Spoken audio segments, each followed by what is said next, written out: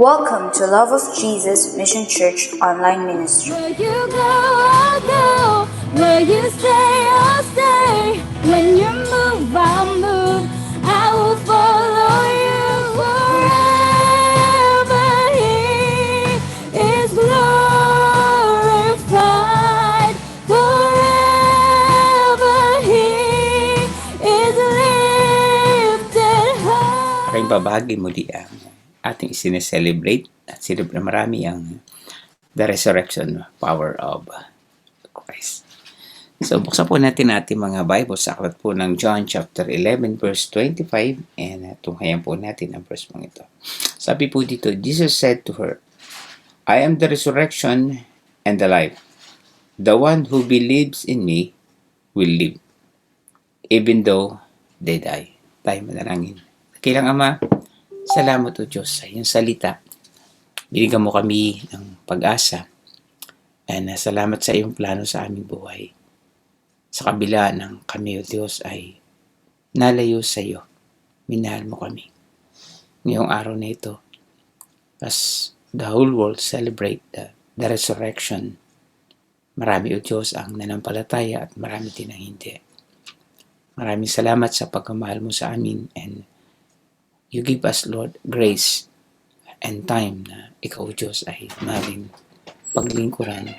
Pagpalain mo kami, maging ang lahat na nakikinig at ang bawat isa, O Diyos, na maging matatag sa gibila ng aming kinakaharap na problema.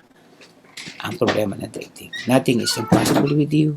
Give us, Lord, strength. Give us, Lord, knowledge and wisdom. Protect us. And then as we pray, Amen. Amen. Sa oras nito ay ihanda natin puso-isipan. So talakayin ko po sa inyo po ang the power of the resurrection of Christ. So ano nga bang, bakit natin sineselebrate to? Ano bang meron? Marami nagsasaya dahil sabi nila ay yung araw na yun ay nabuhay ating Panginoon Kristo. Nung Friday, marami po ay nasa bahay, nagka-fasting dahil sabi nila patay ang ating Panginoon Kristo. Ang ating Panginoon Kristo po ay minsan lang nagkatawang tao, namatay at muling nabuhay. At ngayon sineselebrate dahil upang ipaalala po sa atin na ito po ang nagbigay po sa atin ng ebidensya for faith and hope, for salvation and eternal destiny. Pinapaalala niya na tayong lahat na nanampalataya at naniniwala sa Kanya, pinrove po niya ito sa atin na tayo muling bubuhayin. Halimbawa po yung mayor natin sa magbibigay ng bahay libre. Pero hindi kaagad sila maniniwala kapag walang proof. Kung gagawin niya na ihaharap po sa atin ang mga taong binigyan na at nag-i-enjoy na dun sa bahay na pinamigay, maraming tao na maniniwala. The same is true sa buhay ng ating Panginoon Kristo. Marami pong naniwala, nagtiwala dahil sa patotoo mo at patotoo ko. So, ito po yung katotohanan. Okay? So, may mga apat na bagay na ibabahagi ko sa inyo na nagbibigay sa atin ng kalakasan, kapangyarihan, at pag-asa. Maaaring sa panahon ito, sabihin po natin na worse na ang nangyayari. Last year, very bad dahil may COVID-19, may ICQ, hindi tayo makalabas, hindi makapagtrabaho, and kulang ang ating budget. Meron namang support pero parang hindi sapat. Parang wala tayong magawa, no? And then ngayon, not even bad but worse. So ano po bang, mahal pa ba tayo ng Diyos? Yes, mahal tayo ng Diyos. So another verse na ibibigay ko sa inyo, Book of Jeremiah, ano po. So alala po natin itong verse pong ito, 11 verse 29. My plan for you is not to harm you, sabi ng Lord, declares the Lord. Plan to prosper you and to give you hope and future. Ang plano ng Diyos sa atin ay hindi nagbabago. Kung bakit hindi ito nagaganap ay dahil tayo ang nagbago, hindi ang Diyos. Sabi niya, I am the Lord your God, I change not. Itan niyo po itong napakahalaga po. Unang bagay, magkikita po natin yung the nature of our Lord Jesus. dito sa resurrection, makikita po natin yung nature of Jesus, our Lord. Sino ba siya? I am the Lord your God, I change not.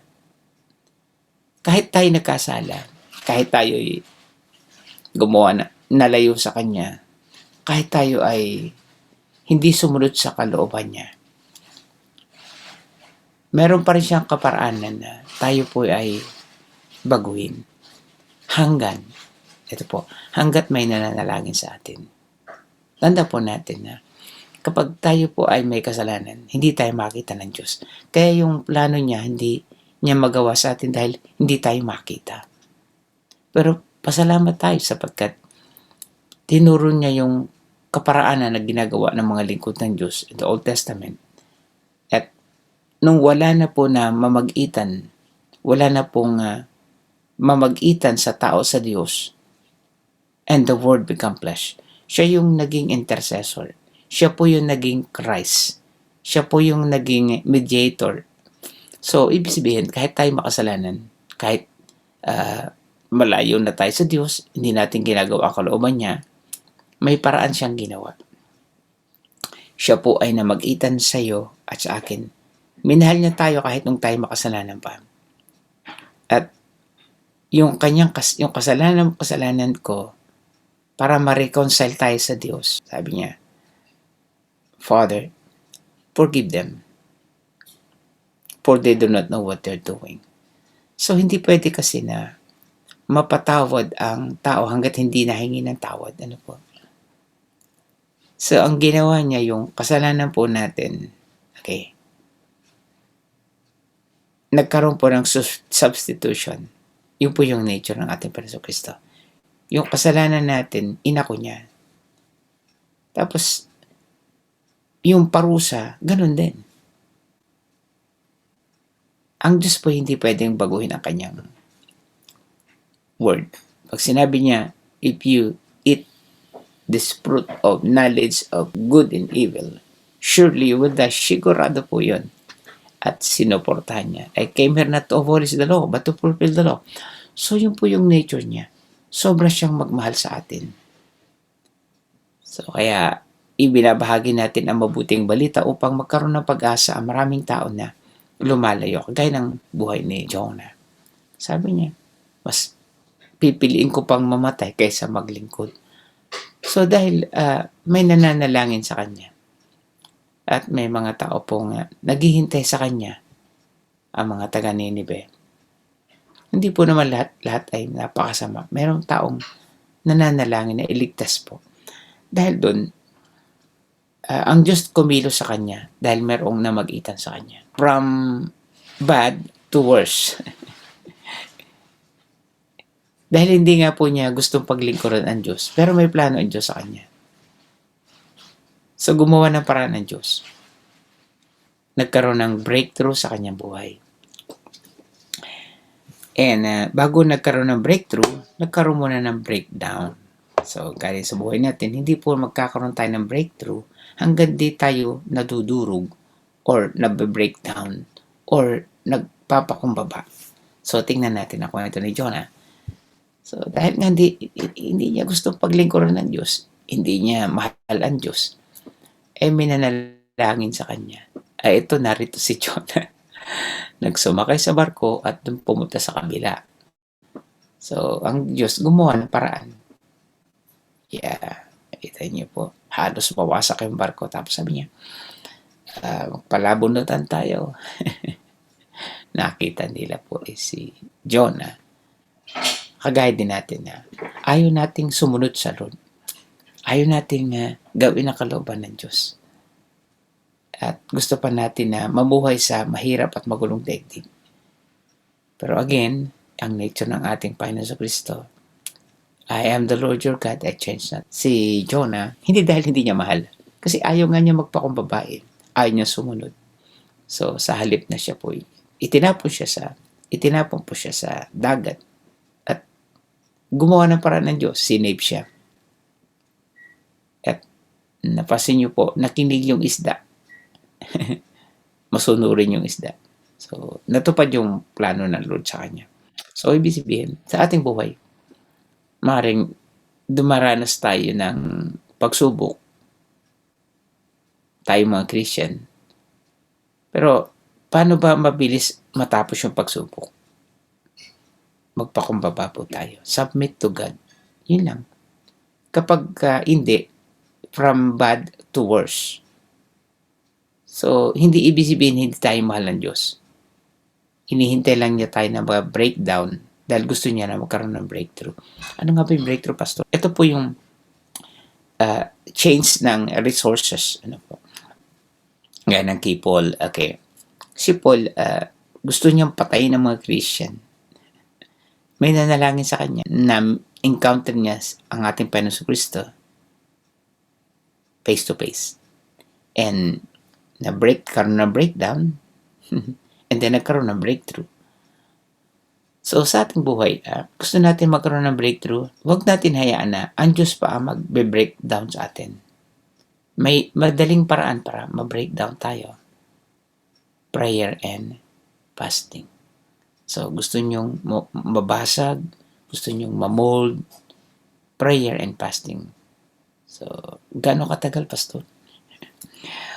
So, ang mga disciple, ganyan din po. Ang dami nilang alam, gaya nito. Ang dami niyang alam, nag-training sila, pero hindi pa rin sila maka-breakthrough. So, ang sabi na ating Panginoon Kristo. Okay. After na siya muling nabuhay, pinakita niya ang kanyang pag-ibig sa atin.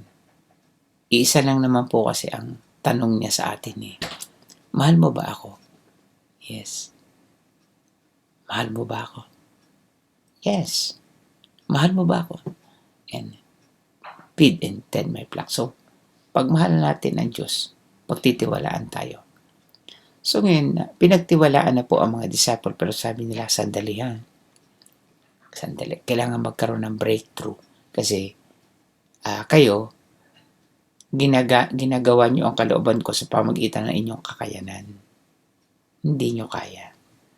Do not lean on your own understanding. In all your ways, acknowledge Him and He shall direct our path. So, mali yung paraan nila. So, sabi ng Ruth, okay, maghintay kayo dito at ako pupunta sa Ama. May ipapadala ko sa iyo ng gabay. Wow. That's the breakthrough. Pag nagkaroon ng breakthrough, bababa po yung anointing with fire. So, and after that, gano'ng katagal sila? Tingnan po natin. Gano'ng katagal sila naghintay? Gustong-gusto nilang gawin ang kalooban, pero convinced sila na nabuhay ating dahil nakita po nila At nakita po niya yung pagmamahal ng Diyos. Na kahit sila po ipasaway, kahit na hindi nila ginagawa yung kalooban, kahit sila ikinahiya nila ang ating Panginoon Kristo, ang ating Panginoon Kristo hindi tayo kinahiya. Ang ating Diyos hindi tayo kinahiya na kahit tayo ipasaway, hindi niya kinahiya na tawagin tayong anak. Yun po yun. That's the nature of our Lord Jesus. So, ilang araw sila naghintay. Maraming sabihin natin, Pastor, tagal naman. 10 araw lang naman. They worship, they pray, and fast. Hindi nila tinigilan na dahil ang dami pong aayusin sa kanila, ang dami nilang ginawang mali. And then, in 10 days fasting, on the 50th day, bumaba pa ang Holy Spirit at nagkaroon ng breakthrough. So, yun po yung pinakahihintay po natin. Maring kapatid, madami ka nang alam sa Bible. Marami ng Bible study na naatinan ka, maring nagtuturo ka, maring pastor ikaw, marami ka nang nagawa. Pero ang tanong, nagkaroon na ba ng breakthrough sa buhay mo? Kasi kahit anong gawin po natin na kung ginawaan natin ito sa pamagitan ng ating kakayanan, ano yung isang mangyayari? Nakukuha natin ang glory. At hindi po talaga naman natatapos natin. Sabi ng Lord, without me, you can do nothing. Pero sabi ni Paul ng mga taong naka-breakthrough, I can do all things through Christ. So, through Christ you strengthen me. Ibig sabihin, ang makikilala sa lahat ng gagawin natin ay si ating Panginoon Kristo, gaya sa buhay ni Joseph.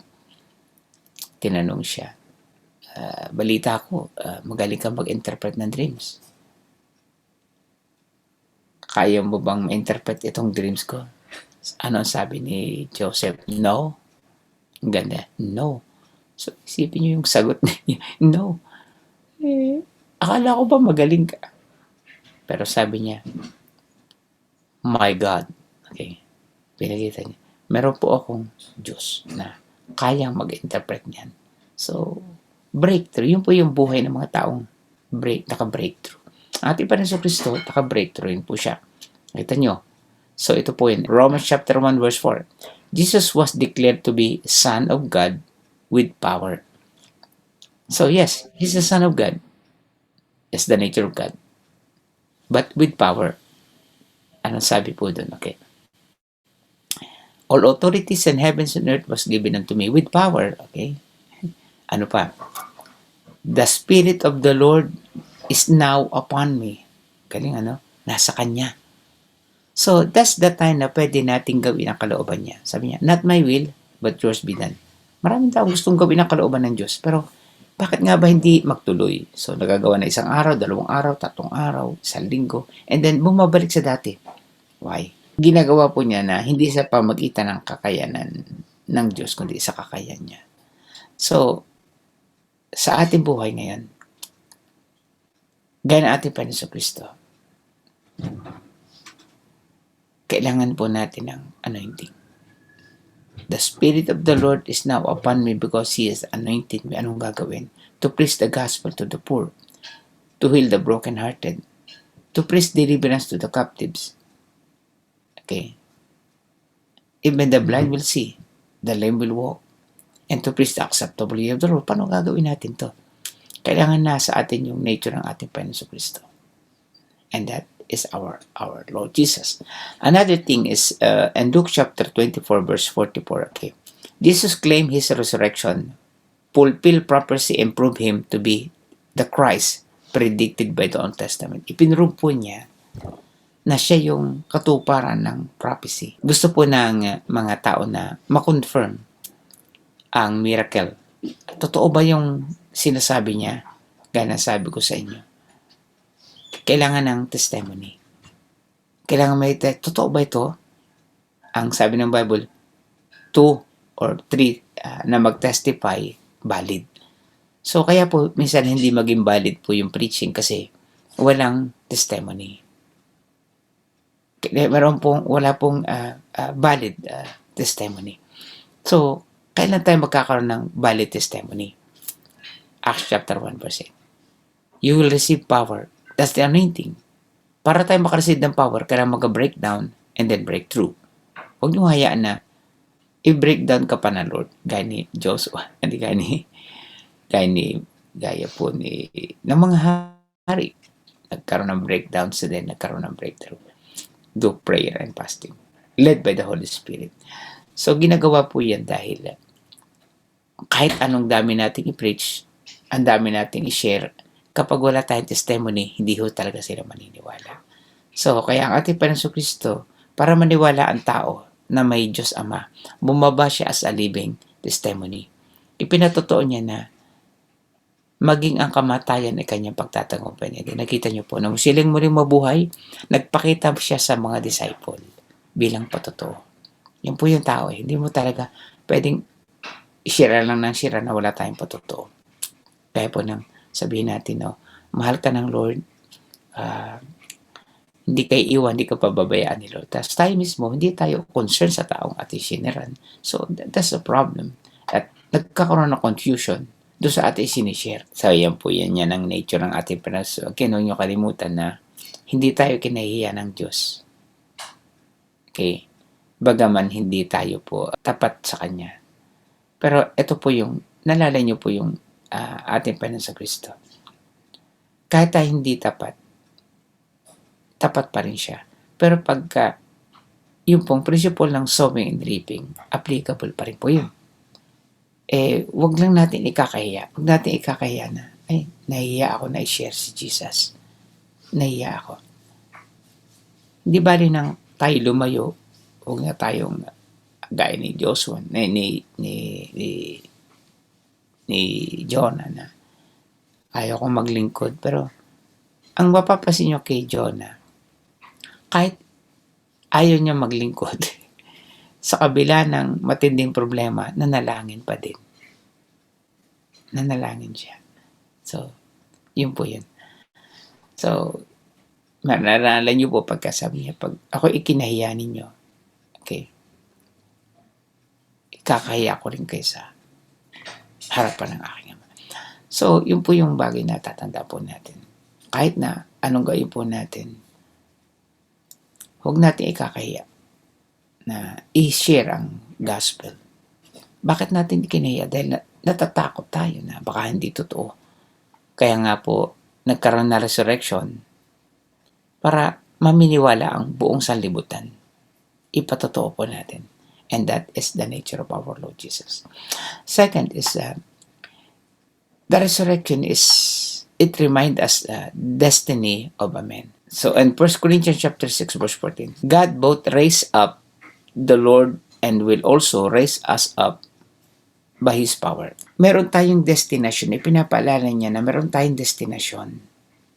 Hindi tayo nabuhay dito sa daigdig na pagkatapos ay wala na. May destination na tayo. Is either hell or heaven. Destination po natin is heaven. Yun po yung plano ng Lord. Pero kung hindi po tayo maririnig at maniniwala sa ating Panginoon Kristo, may isang destination which is hell. And ayaw natin doon. Ayaw po natin sa hell. Kaya po siya muling nabuhay, okay? Upang ipakita na tayo'y muling mabubuhay din. The same power na bumuhay sa ating Panginoon Kristo ay yun din ang power na nasa atin.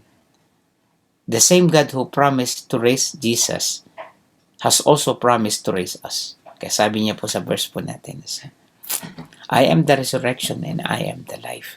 Ang sino mang nanampalataya sa akin, bagaman mamatay, siya'y muling mabubuhay. But may destination. Pag muli tayong nabuhay, may destination. Akala po ng marami na may problema ako. Ang marami, magkapakamatay na para matapos. Yes, tatapos sandali. Pero alam niyo po bang muling bubuhayin tayo? At i-judge tayo. Yun po yung pinagkamali ng iba. Sabi nga, my people are being destroyed because of lack of knowledge. Akala natin pag nagpakamatay ang isang tao, tapos na. Hindi pa po i-judge pa rin po tayo.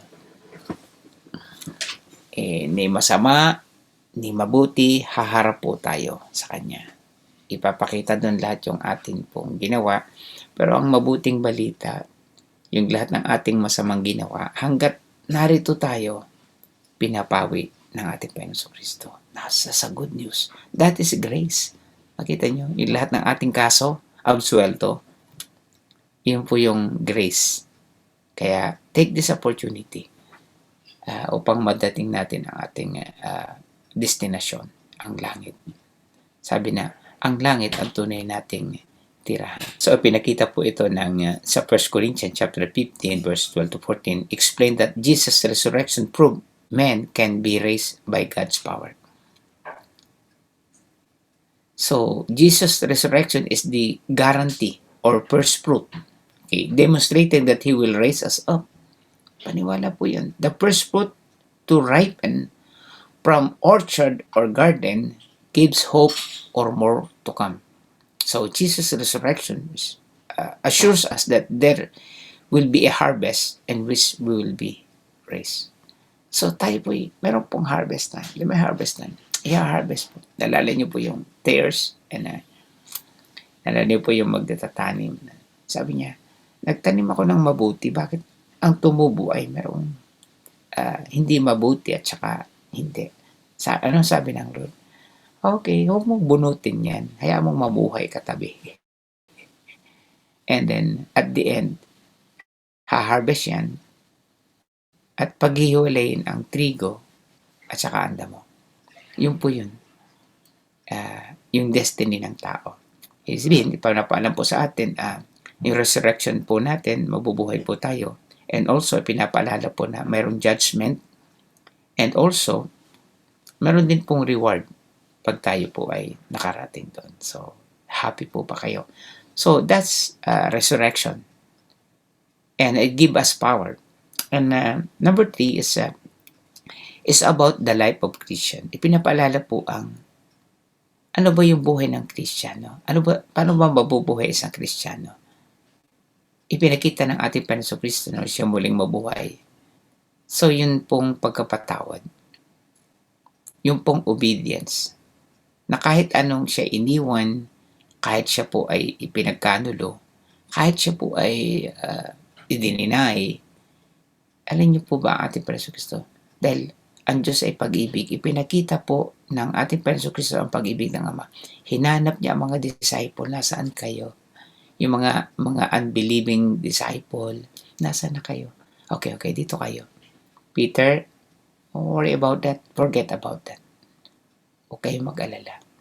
So, ang buhay ng Kristiyano po is obedience to God's Word. Bukod po dun sa about our the nature of Jesus and our eternal destiny, and resurrection can teach us important lesson about our daily life as Christians. Ano nga ba yung magiging buhay natin araw-araw? So, obedience to God's Word. Acts chapter 2 verse 36. Nakita niyo po. So, Jesus' resurrections prove us that He is Lord and Christ. Hindi lang po siya. Say, Lord and Christ. So, ibig sabihin, hindi lang po siya ang may-ari ng langit at lupa. Pag sinabing Lord, owner. Kita nyo, landlord, siya yung may-ari.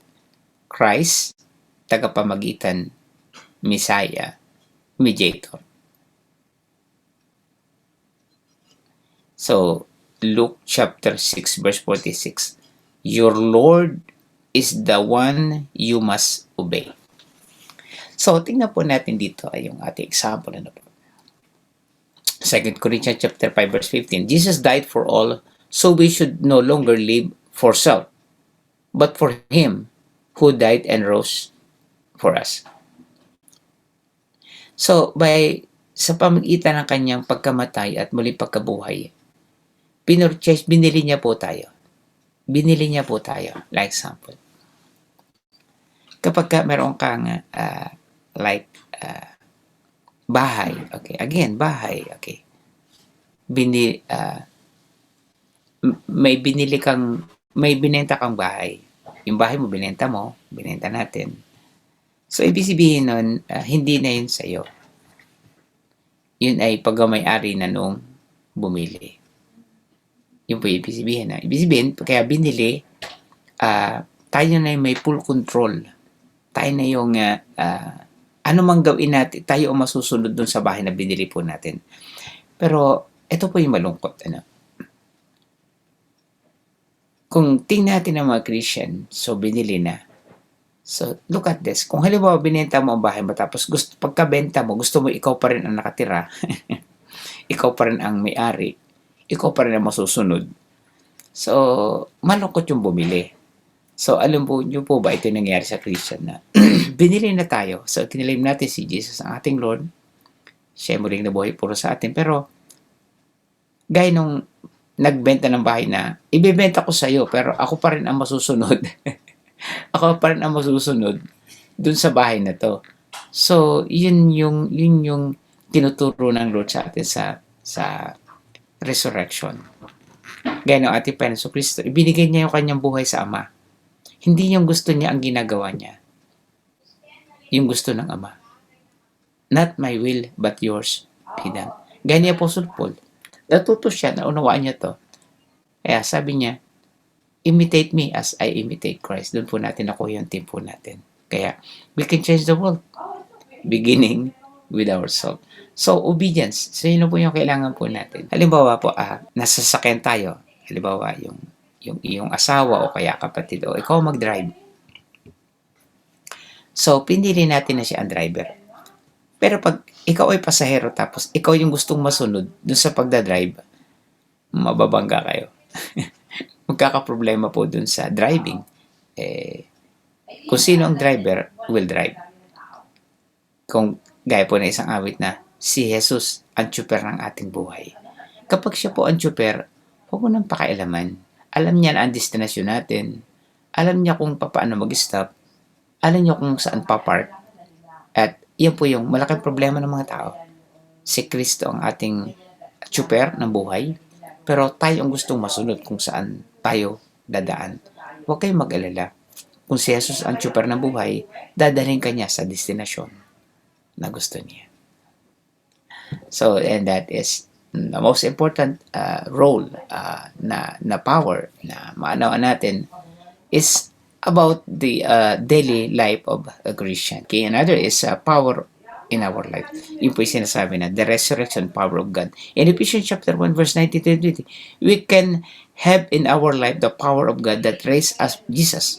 We have considered how great the power must be to cause the resurrection. Imagine having that kind of power working in our life.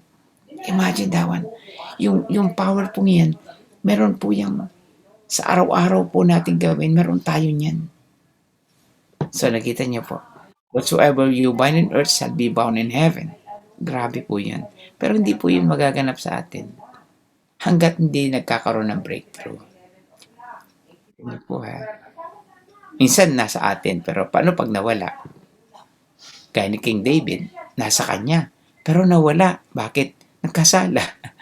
So kaya sabi niya, create in me a clean heart, O God, and renew a right spirit within me. Cast me not away from your presence. Dahil nai-enjoy po yung power. So kung ito man po ay mawala sa atin, isa lang po gagawin po natin. Gaya ni King David. Create in me a clean heart, O God. So Ephesians chapter 6 verse 10-13. Ano nga ba ang magagawang kapangyarihan? Ano kapangyarihan ba dito sa ating buhay? Nung siya po'y muling mabuhay, he gained the greatest victory over Satan. Ibig sabihin, yung pong kapangyarihan nito ay ito lang kapangyarihan na pwede natin mapagtagumpayan ang Satan. Nasaan si Satan? Wala sa labas eh. Si Satan nakakabit sa ating laman. So, ganun din kung kaya po nating matalo po yung kapangyarihan ng kalaban natin sa pamagitan ng kanyang lakas, not by our might, not by might, okay? Nor by our power, but by the Spirit. So, may ipinrovide the power and Lord sa atin. Enjoyin po natin. Use that power. You will receive power. And the last days, I will pour out my Spirit in all the flesh. And you will receive power. Itong resurrection po is nagturo po sa atin ng magandang lesson. Ito po yung nagkapatotoo na we have great blessing ahead in eternity. It also proves the great responsibilities and great power we can have in our lives now. So, nakita niyo po. Now, the last thing na share ko sa inyo about the resurrecting power of our Lord Jesus is all about forgiveness of sin. Minsan kasi ano niyo po, isang pinakamahirap gawin ng Christian ay yung magpatawad. Yung magpatawad, yun po eh. Kailangan natin ng power eh. So it's all about our salvation. Meron tayong kapangyarihan na magpatawad. Alam niyo, pagka ang tao ay nagkasala sa iyo, mahirap mong patawarin. You need power. 1 Corinthians chapter 15, verse 13-17. Ito po yun. If Jesus was not raised, our faith in vain, and we are yet in sin. Yun po yun. Kung hindi po siya namatay, ang ating pananampalataya walang halaga. At mananatili tayong nasa kasalanan. Nasave po tayo sa pamagitan ng kanyang buhay. Dahil tayo nga po yung muling bubuhayin after na siya ay mamatay, he said, okay, sabi niya po yan. Kung hindi po siya muling nabuhay, hindi po tayo masisave. Why? Kasi walang maniniwala eh. Wala pong maniniwala. So, yun po yung napakagandang reason bakit kailangan nating i-celebrate po ang resurrection. Resurrection is all about the nature of our Lord Jesus Christ. Siya. Nakita po natin kung sino ang ating Panginoon Kristo. And also, it reminds us the destiny of a man. Saan nga ba tayo pupunta? May destination po tayo. And number 3 is all about yung buhay po natin dito sa the life of a Christian. Obedience. And also, number 4 is forgiveness of sin. So, kung hindi po talaga siya muling nabuhay, wala po. Hanggang ngayon, makasalanan pa rin tayo. And is also a justification. Okay, our justification. Okay, His resurrection is essential to our salvation as His death. Yun po yun. Napakahalaga po nito. Ang isang napakahalagang maalala po natin is na nung siya'y muling nabuhay, tinalo niya po yung kapangyarihan ng kamatayan. And sabi, matutupad ang John 3:16. For God so loved the world that He gave His only begotten Son, that whosoever believes in Him should not perish, but have an everlasting life. Sa pamagitan po ng ginawa niya sa krus ng Kalbaryo, sa kanyang pagkamatay at muling pagkabuhay. That's my message today, and I hope and I believe na hindi lang po natin narinig.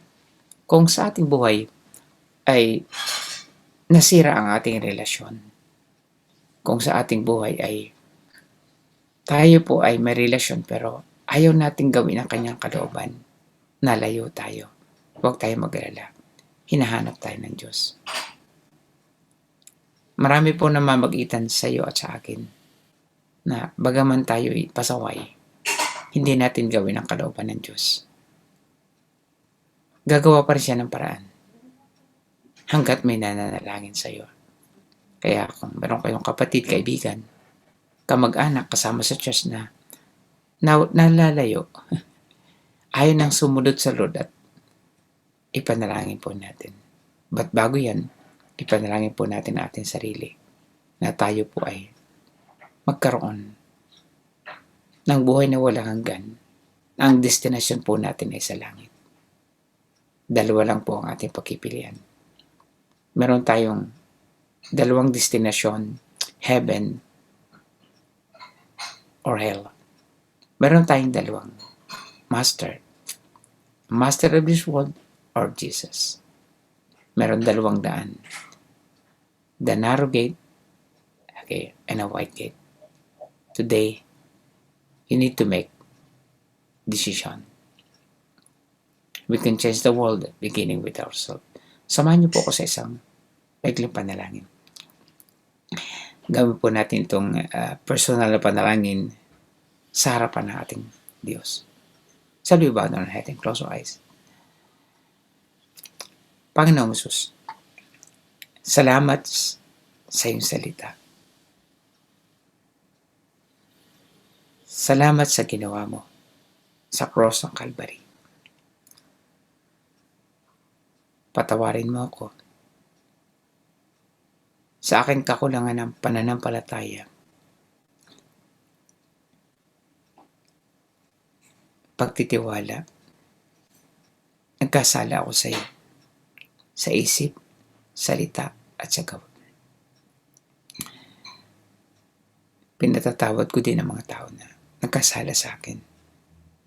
Gaya ng ginawa mo ngayong pagkakatawad sa akin. Tinatanggap kita bilang sariling Diyos at tagapagligtas at tunay kong kaibigan.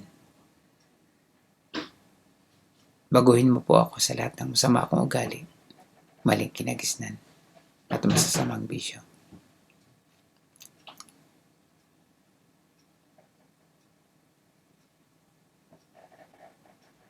Ako na lang po ang mananalangin.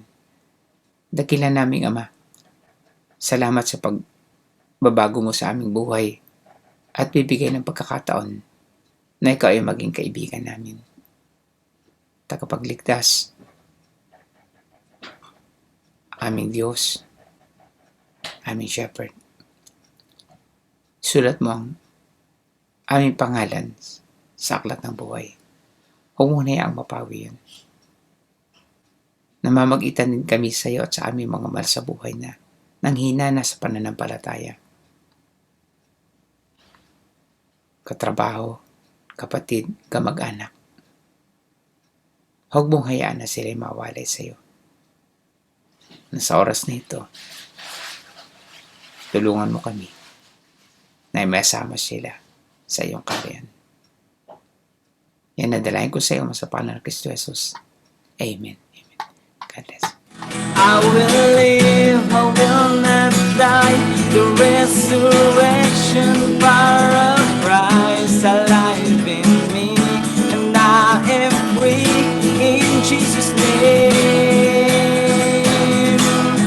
I will live, I will not die. I will declare, will lift you high.